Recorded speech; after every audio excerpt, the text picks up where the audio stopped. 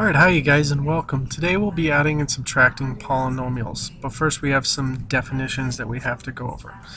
Okay, now a monomial you probably already know, that is just basically any kind of term. It's a combination of a coefficient and a variable. Alright, so some examples of monomials are like 3x, negative 5x squared, 12x to the third, or 5, 7, 19. Those are all monomials. Okay, let's finish off with 22y to the third, x to the fourth. That is also a monomial. Even though it's really long, it's actually just a monomial. It's not separated by different parts. Now, a polynomial and a binomial and a trinomial, okay, let's start going down a list. Okay, so a binomial is something separated by two terms. So 3 minus x to the fourth, or 5x squared minus 7y, or 3x plus 9. You know, there's a whole bunch of different types of binomials. Notice how in each one of these they are separated by one plus or minus sign. Okay, so binomials have one plus or minus sign, and they also have two terms. 1, 2, 1, 2, 1, 2. Okay, so that's the total max. Now a trinomial is going to have three terms. So 3x squared minus 4x plus 5. That is a trinomial, or 2xy to the fifth plus 4x squared y minus 12x. You know, that is also a trinomial. Okay. Now, the certain types of binomials we'll be working with during this entire time will be like something x plus or minus something inside of parentheses. So that's the big one we'll be dealing with. Now the trinomial we'll be dealing with the majority of this time is ax squared plus bx plus c. Okay, and you could actually transfer that to this one and have it be ax plus b. Okay, so those are the typical ones we will be dealing with. Now I did a lot of different variables just to get you used to the fact that there could be a lot of different things. Okay, all right. Now a polynomial is going to be bigger than a trinomial.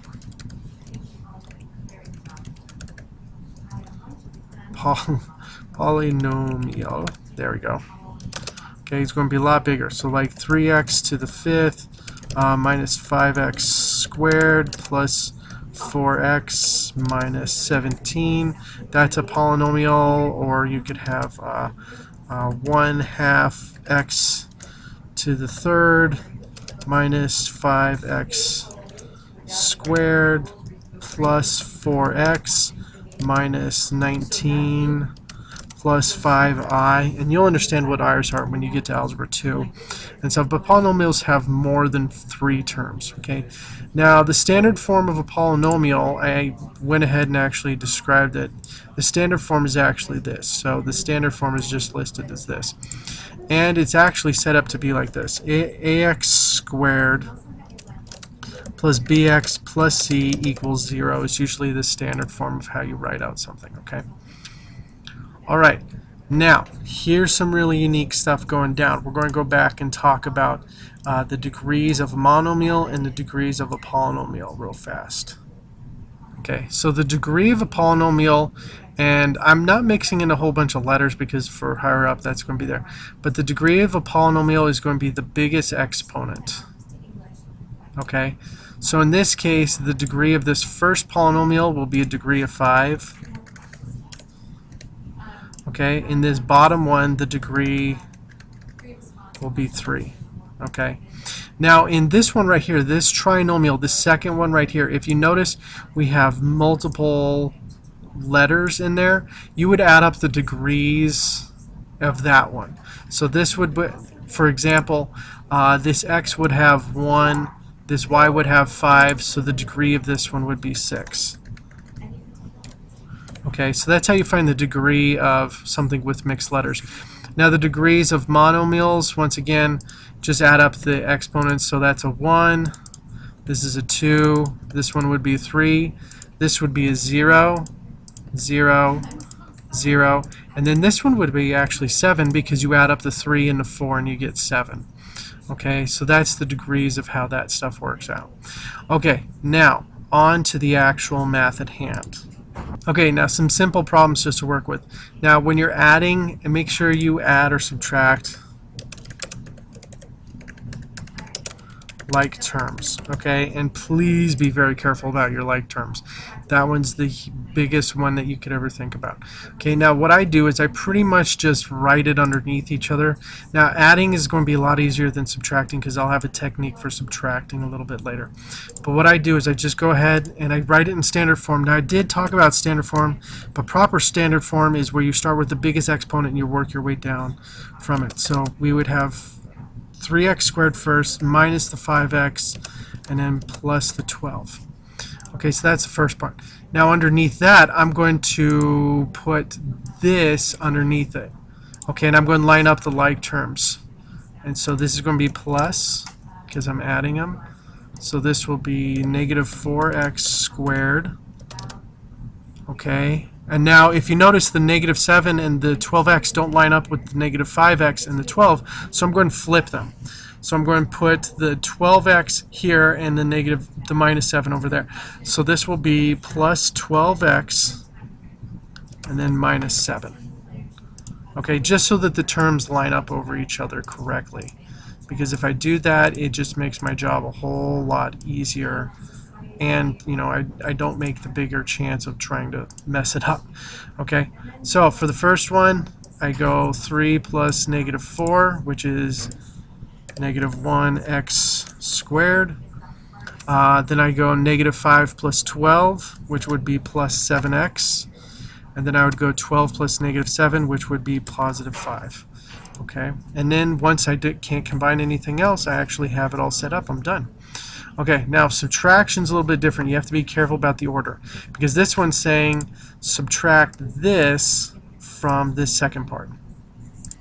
So that means you're going to write this first, okay? And I'm going to write it in proper notation. So negative 5x squared plus 4x plus 12. Now you don't see the plus in front of the 12, but you can actually put a plus there. Okay, now I'm going to put this one underneath. And I'm going to line it up. Now you could do subtraction, which I will do. Okay, but in this case I'm going to have 7x squared, okay, minus 5x plus 3. Oops, maybe I should get rid of some of those spaces. There we go. Okay, now when I'm minusing the whole thing. So pretend like there's a negative 1 here. Okay, you could do that.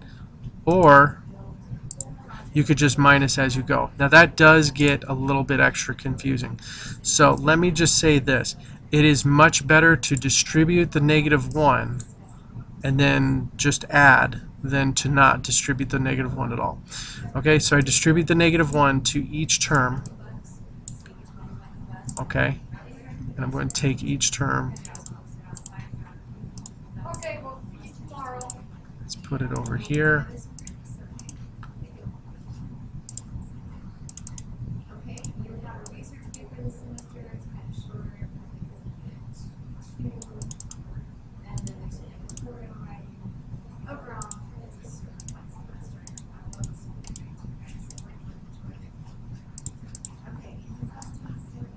Okay, now what is going to happen is this turns into a positive.